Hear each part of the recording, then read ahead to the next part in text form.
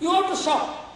You know, if you had gone to any American houses, you will find there is a retail shop in their basement. People will be buying 20 toothpaste because 2 toothpaste will cost $2. 20 toothpaste they will give you in $5. So that you are forced to buy more soap, more which you don't need at all, because that is the way the American companies had sold their next year's production this year. People have borrowed money against their next year's income and spent this year itself. Invitation to the crisis. And now, coming to what is the difference between Eastern economies and the Western economies, the link that Vaidyanathan wanted me to mention to all of you. You take the same case of Japan. Japan is as powerful an economy as America, as economically strong as America, as technologically equipped as America, and by mid-1990s, the Japanese economy was supposed to overtake the American economy. Lester Thurow wrote a book, Head to Head, in which he said by mid-1990s, Japan will overtake America. But in 1992, because of the huge foreign exchange conversions which took place, the yen took a beating. With the result, Japan landed in a depression. And 10 years the Japanese economy never grew till 2001. And the American policy makers, IMF and World Bank, began prescribing changes for Japan. They said unless the Japanese began spending money, unless the government of Japan began spending money, only by spending you can revive the growth. And so they began commending policy changes for Japan. And the Japanese government began following these policy changes. They built roads which they did not need, railways which they did not need, airports which they did not need, flyovers which they did not need, and the infrastructure which Japan built in the 10 years is not useful even today. The Japanese government landed in enormous debt. But the Japanese people were not spending. And the interest rate on their deposits was 5%. Then the policymakers said, what is the use of the government spending? You must make the people spend. So the Japanese government began cutting down the interest rates on deposits from 5 to 4%. The people were not spending. 4 to 3, they were not spending. 3 to 2, they were not spending. 2 to 1, they were not spending. And they said, hereafter we won't give you interest on bank deposits. Even then they were not spending. They were saving. In 2002, the Japanese government formulated a policy that if you want to make a short-term deposit, you will have to give money to the bank to keep your money. Even then people save. You know why? It's a family-based economy. The Japanese divorce rate is less than 1%. The American divorce rate is 55%. A family-oriented economy not only saves and does not spend, it saves only in saving modes. You know what is the amount of money in Japanese banks? $7 trillion is the amount of deposit in Japanese banks from Japanese households, 145% of their GDP, and a deposit of 5 years carries an interest of 0.8%. In a paper submitted to the Bank of International Settlement, 2 Japanese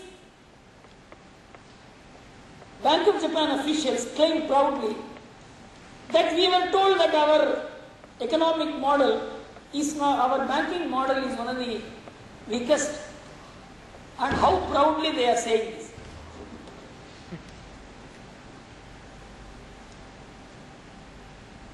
We would argue that the conservative approach to debt taken by households, Japanese households, mitigated the effect of the decade-long economic slump. Indeed, household bankruptcies were not widely recorded in that period because the quantity of safe and liquid buffer assets such as bank deposits and postal savings were always greater than the debt of the average household balance sheet. This is the first reason.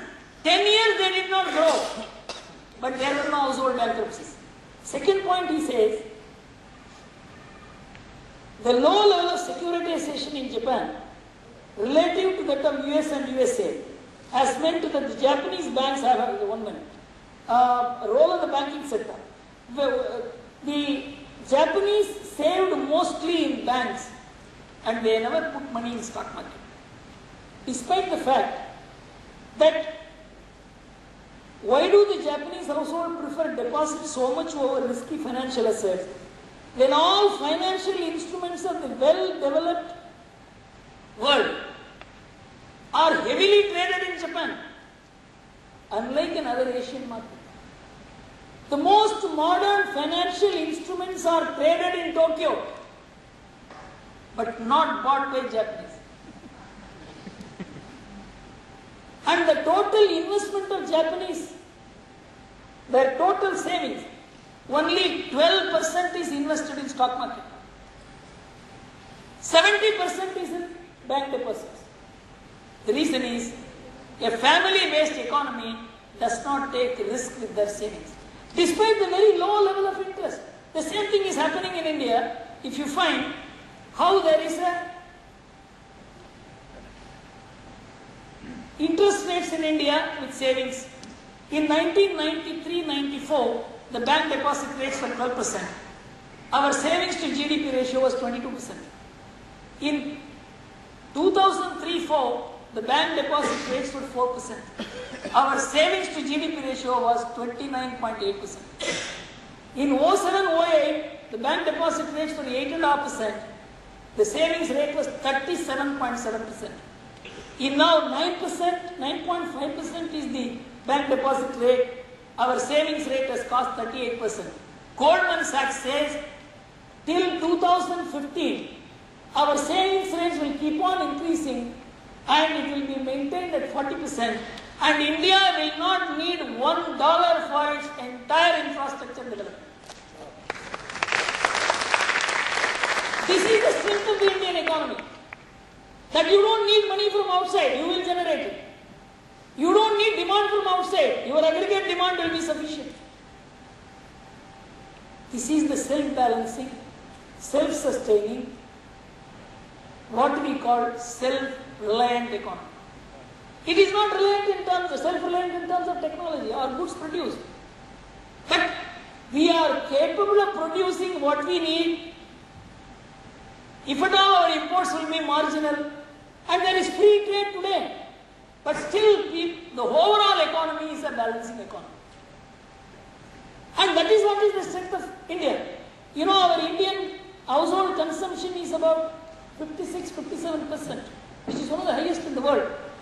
And Chinese household consumption is 37%, which is one of the lowest in the world. And in the world does not buy Chinese goods. We don't know what will happen to China. China cannot consume what it produces. That we can produce and consume within India, that we can save and invest in India, and that we can balance between equity and debt. We are a debt-driven economy. We must understand this fact. And so the interest rate mechanism of the United States of America, cutting down the interest rate, is not going to be a solution to our investment and saving problem. And one more thing. In India, social security is provided by the families themselves. It is not by the government. In America, if somebody is old age, the government takes care. If somebody is infirm, the government takes care. If somebody is unhealthy, the government takes care. All that they have to do is to pay